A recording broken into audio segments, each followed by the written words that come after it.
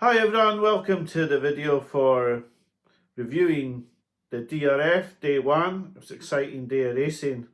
I have to say that ground looked very soft, and I would be very wary of backing horses who've had hard races today going to Cheltenham. I did receive a comment last week from Crazy Horse talking about would trials in soft ground, would I be backing horses for festival after that? And I think if you've had a very hard race today, then perhaps that's not going to be the best prep for Cheltenham. I know they're all grade ones, or the majority of the horses we're going to talk about are in the grade ones, but when you look at the grade one novice race today over 2 miles, and then you look at the champion hurdle, 14 seconds difference there. So the best part of 60 lengths. Certainly, no, not 60 lengths, no, sorry, 40 lengths there. 40 to 45 lengths. That's a massive difference. Now, the horses that are on in that champion hurdle, they've got to go again in 5 weeks after a grueling race. So you have to take that into account when you go into Cheltenham, that, you know, maybe some horses have had real tough races here and may not be able to show it again. The majority will, but there will be the odd one who maybe doesn't manage to show his best. Now, we've had a lot of shocks, quite a few short price favourites beaten. That's usually the norm. The bookies have got out. They've got I Started a Joke beaten. They've got Final Demand beaten. They've got Lossiemouth beaten. So I really wouldn't want to hear too much whining from their quarters after today's results. But we'll go through with my view. I've watched the races twice, and I'll just give you my view on what I've seen today and what I think of the races. I think we'll skip over some of the handicaps. I didn't see too much in the mare's handicap. Now, you can say that. Now, it produced 3 winners at Cheltenham one year, but yeah, I'm not convinced this year. The winner was quite impressive. But yeah, I'm not so sure. It's an improving horse, and I can't see a horse like that going to Cheltenham and then upping its performance again. So we'll start off with Final Demand. Well, Kate Doty won the race. This was a disappointing run from Final Demand. Now, Kate Doty was very good, but I do wonder about the form of this race going forward. Kate Doty's now won twice over fences, could very well be a Brown Advisory horse. Not a horse that I'm going to take forward, I don't think. I just wasn't taken with this race at all. Western Fold ran well to finish second. I liked his run because he would have hated the ground. Now, Kate Doty, I think, would have liked the ground. Final Demand was the massive disappointment in the race. Never jumped that well today compared with, even when I said I wasn't impressed at Limerick, he did jump well. I just wasn't impressed with his performance. But this time he didn't jump well, and it cost him big time because he was never really getting Kate Doty under the pump at all. Normally his jumping would get horses into trouble, and he hasn't managed to do that today. I don't know what I would fancy for the Brown Advisory. I did have a quick look at the odds before I came up, and I'm not really sure that I saw too much that really took my fancy at the prices. I mean, I see Romeo Coolio in there. I just don't see this horse going for a Brown Advisory this early in his career. Yeah, Final Demand's jumping was very poor here. And the other worry with this run from Final Demand is that he had quite a hard race. I think Kate Doty, won quite nicely. I don't think he had as hard a race as Final Demand, because once he took the lead, Final Demand in trying to get back into the race was, really pushed to try and get into the race, and I worry about that for him going forward. He's only 4-1 for the Brown Advisory after running like this. It just shows that the bookies just give you nothing. They give you absolutely nothing. For me, after watching Final Demand today, I'd want at least 6-7-1 to be even thinking of backing him for Cheltenham after watching that run. I think there's a high possibility he's not going to go to Cheltenham after that run. And if he does, he's going to need to improve a lot. He's already been beaten at Cheltenham. He's been beaten in this race where he hasn't jumped anywhere near like he can as well. It's a big leap of faith to be backing him after today. I just don't know where I would put money for the Brown Advisory at the moment, but I certainly wouldn't be going in at a miserly 4-1 on Final Demand after this display and his display at Limerick. I think this really shows where the massive amounts of horses in Willie Mullen's yard, you just never know, because I thought they were all there to just play second fiddle today. But as soon as Final Demand didn't jump well, then it was all up for grabs. Jimmy Desoy, I want to talk about this horse. Nowhere near the front again, and he's fallen today. But yet first time out, he beat the big Westerner, jumping from the front. Yet now he's been pushed back in the pecking order so that he only runs round behind everything. I don't understand that. Why was he not up there from the start? It's very, very strange, some of the runnings and the politics in that yard. I just don't understand it myself. But yeah, you have to be massively disappointed with Final Demand. For me, I couldn't be having him for Cheltenham. I was never for him in Cheltenham after he got beaten last year. I said that I wouldn't back him at Cheltenham this year. I will have to have a look at the Brown Advisory and see what I would think to be backing. I'm not convinced I'd back Kate Doty either. Western Fold will be overpriced because he's got form in open races rather than novice races, but he'll need good ground as well, so you'd need to be close to the time before you could back him. Jimmy Desoy, if I thought they might put him out in front, I might think about backing him, but yeah, he seems to have dropped down the pecking order quite badly. And of course, Kit's Bull was fallen yesterday, so his chance of winning Brown Advisory is also gone. In fact, 6 Mile Bridge probably put up a very decent performance yesterday in the Scilly Isles. He had them all struggling from a long way out. Calaconte could never get to him. It's a shame for him there's no 2.5 mile race, but I think he could go the 3 miles. He could be. You see yards getting these big horses and thinking that they're going to win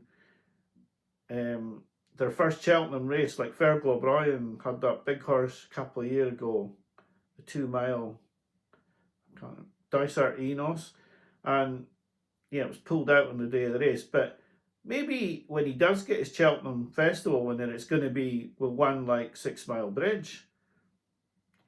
I wouldn't put anyone off that horse. He won well yesterday, and he handled the ground well as well. So yeah, the Brown Advisory looks up for grabs at the moment, and I wouldn't put anyone off anything in that race. It looked by the bookies that Final Demand, was the closest thing to an odds-on favourite that we had, and he's seriously blotted his copybook here.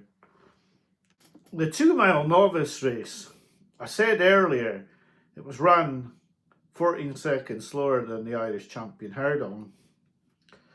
But the right horses, the ones who you thought were the good horses, the ones in the betting that was saying were the good horses, were right up there. It was slowly run. I'm not sure that suited King Rascal Grey, but he didn't want to go on and increase the pace. I think that might have been where he could have won the race. He ran in a bumper over further than 2 miles, so he's he would need to be really sharp to be winning in a sprint. I know that he did when he beat Shuttle Diplomacy, but he was getting weight there. Now, I've backed this horse for the Turners. I haven't mentioned it, but I've backed him for the Turners.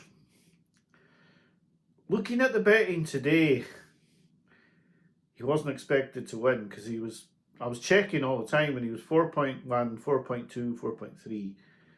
And then all of a sudden, near the time of the race, he was over 7 and he was just going out and out and out. So he was not expected to win.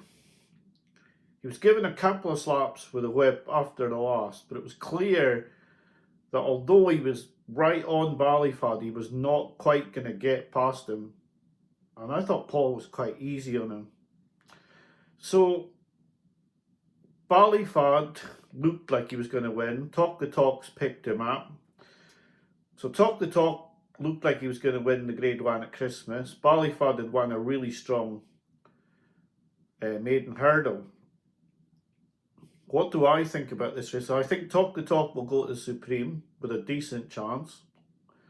I think he's going there with more of a chance than El Kairos for me now. El Kairos did not impress me last time out. I know that he was only ridden to win and everyone will say he's got such a turn of foot, but he's going from a very poor maiden hurdle into a Grade 1 against Old Park Star and Talk the Talk. That is a massive jump and in class, and his jumping at speed has to be taken on trust.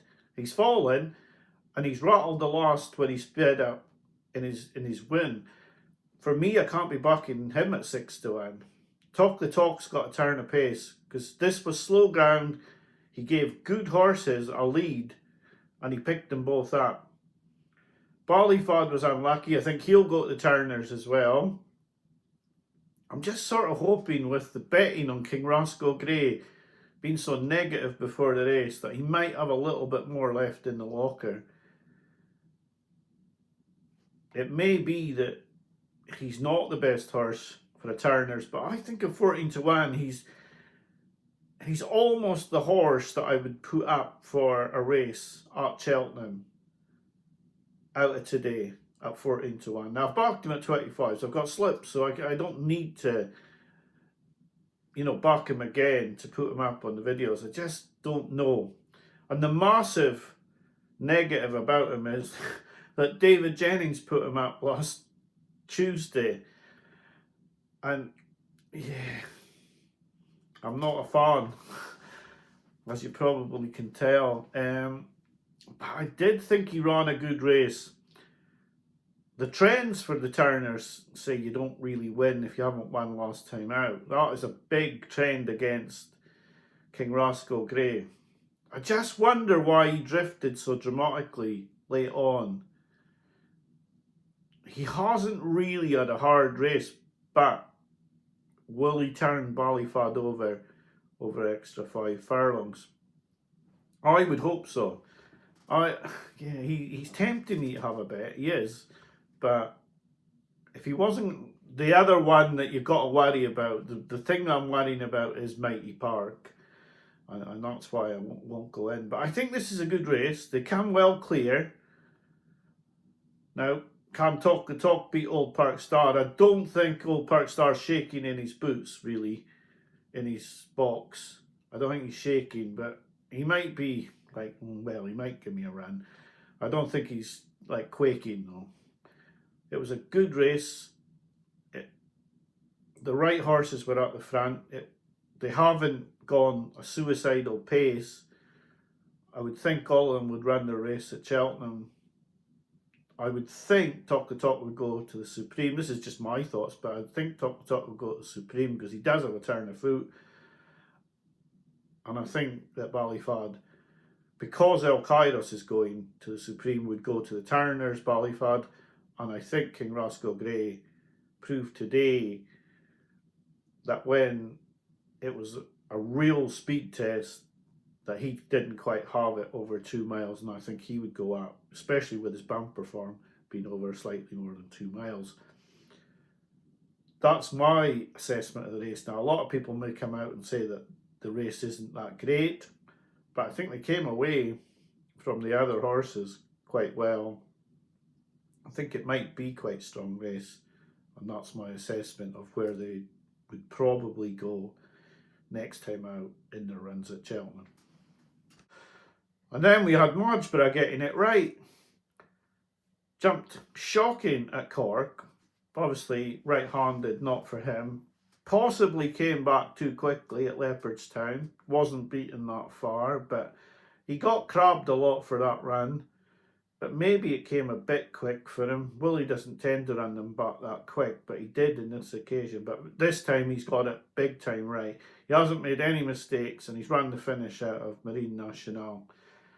Now, everyone will say that this wasn't Marine Nationale's ground. The problem is that he doesn't know what ground he's going to get at the festival. And it could be soft again. And then he would have to try and beat Margeborough on that ground.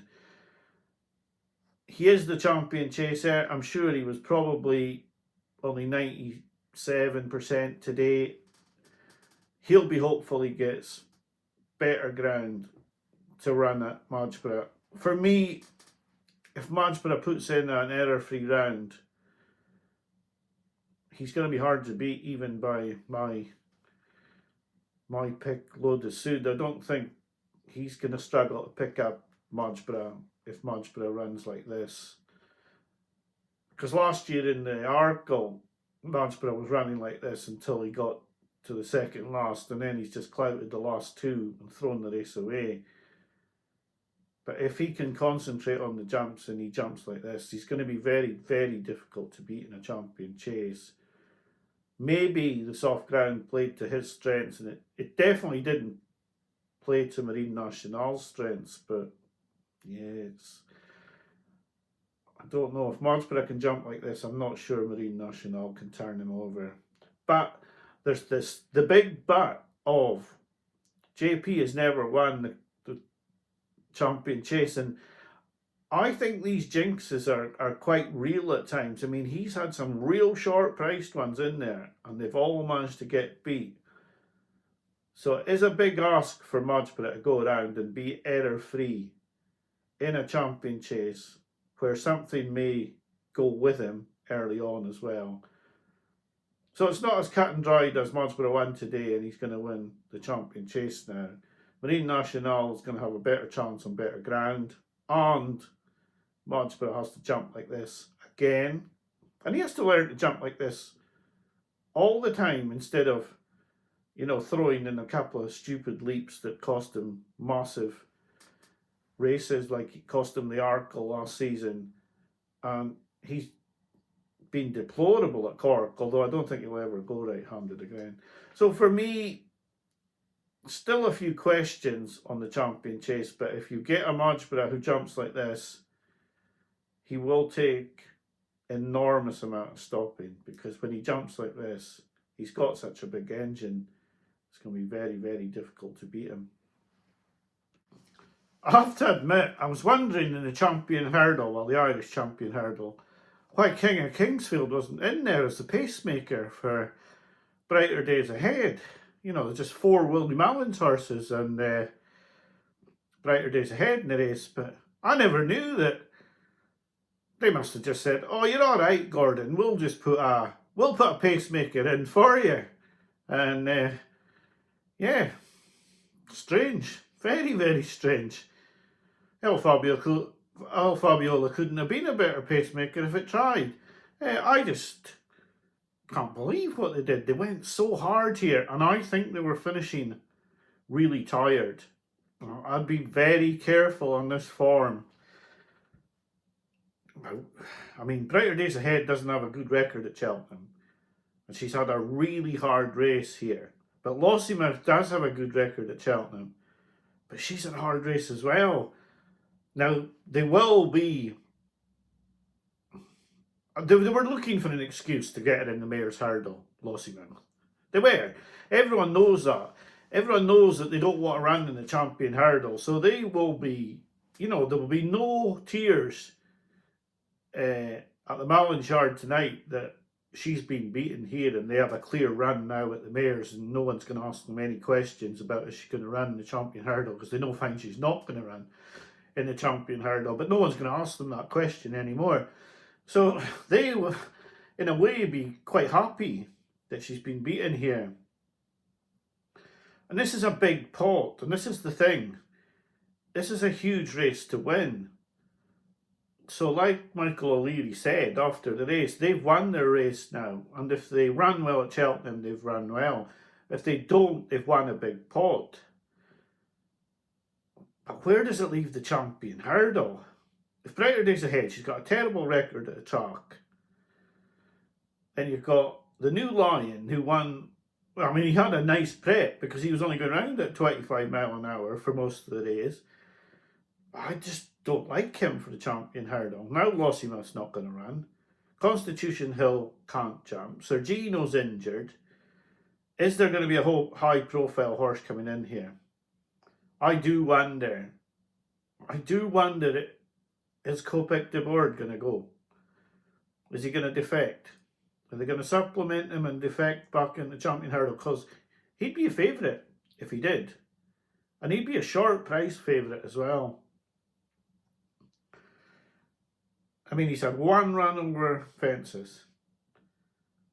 So he's going to have a hard task beating Lamba and Romeo Coolio. Is it going to be more difficult than beating the New Lion and Brighter Days Ahead, who's just had the stuffing probably knocked out of her in this race? I'm not convinced.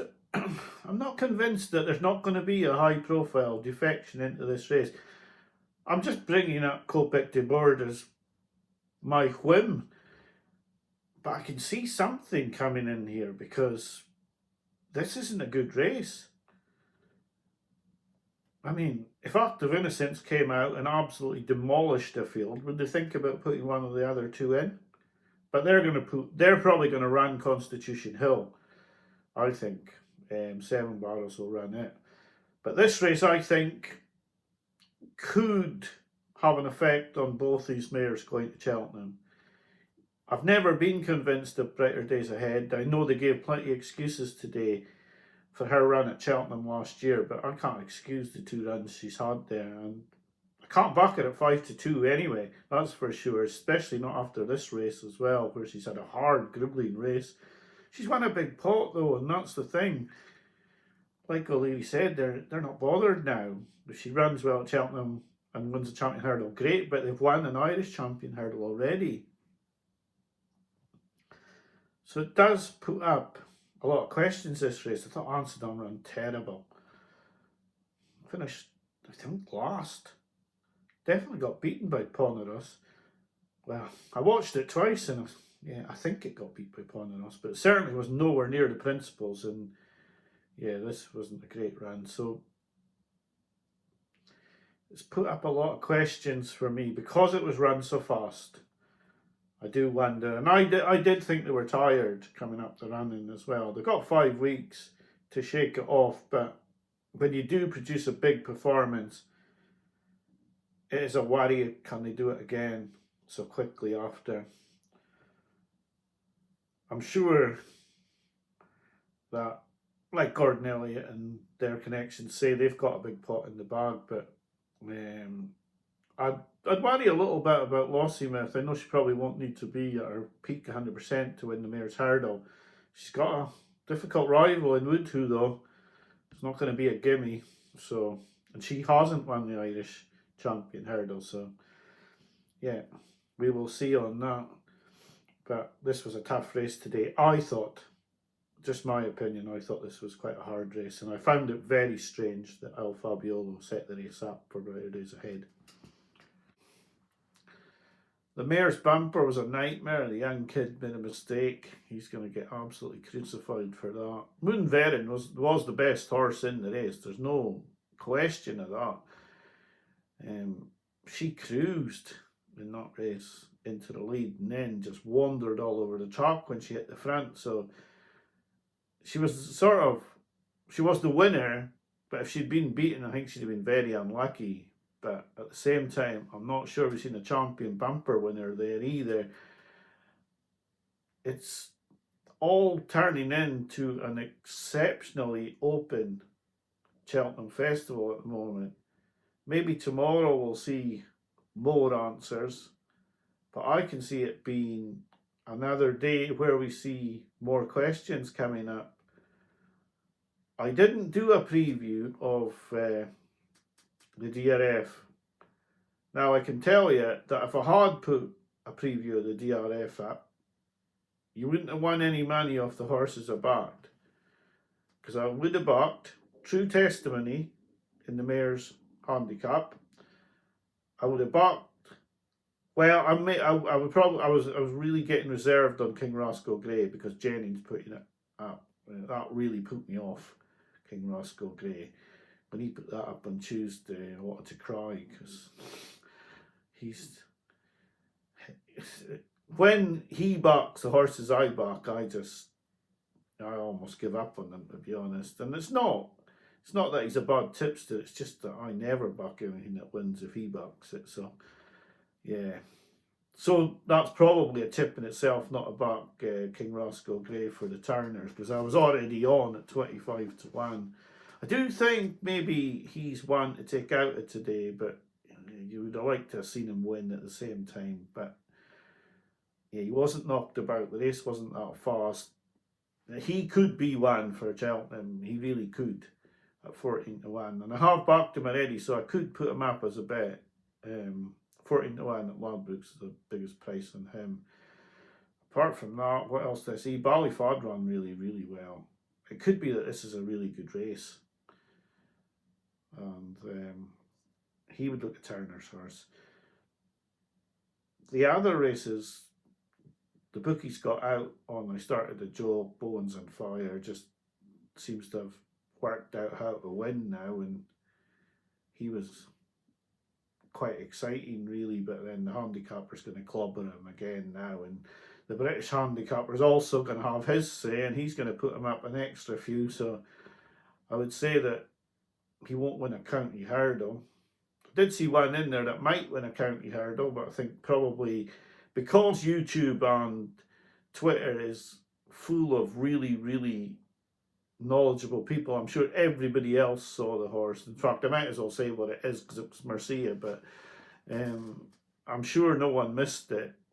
But at the same time, you've got Skelton plotting half his yard for handicaps at Cheltenham, so just because you see one that looks like a bit of a plot, he's going to have a few, and there's others as well. And it could be that this sort of race 5 weeks before Marcia maybe isn't a county hurdle horse. So tomorrow they do it all again at the DRF. Did I back anything for tomorrow yet? I have had a few quid each way on Stellar Story, which I'm quite happy with because he will be staying on when the rest have had enough. Now he's 33-1. I wouldn't say anyone would be having any money on him, but Gordon Elliott's had a good start to the DRF, and he's not the worst bet in the world. I worry about Gaelic Warrior. I can't believe he's running over fences at Leopardstown. Shrewd judges fancy him. No, not for me. Not for me. Play Slay for me on Gaelic Warrior. He hates the fences at Leopardstown. Now, if he wins, he wins. But for me, I couldn't have him at all. I just think it's a difficult day tomorrow. That favourite in the first was drifting like a barge before the meeting was abandoned yesterday. So, it looks like you could take him on, but what with? I don't know. So, a lot of questions even tomorrow. Gordon seemed very, very confident about his bumper horse, but then so is the Martin Brazel horse, well fancied. But we'll learn a lot more tomorrow. But you've got to be careful with your money in this ground. And like I say, you've got to watch how these horses are finishing because they could lose their race. running really well here, they could lose their race for Cheltenham, because it really is tough going. And if you've had a grueling race here, it's going to be hard to repeat that in 5 weeks. So I'll be back to you tomorrow night. You can let me know your thoughts on today. And I'll be back to you tomorrow night with my review of the second day of the DRF.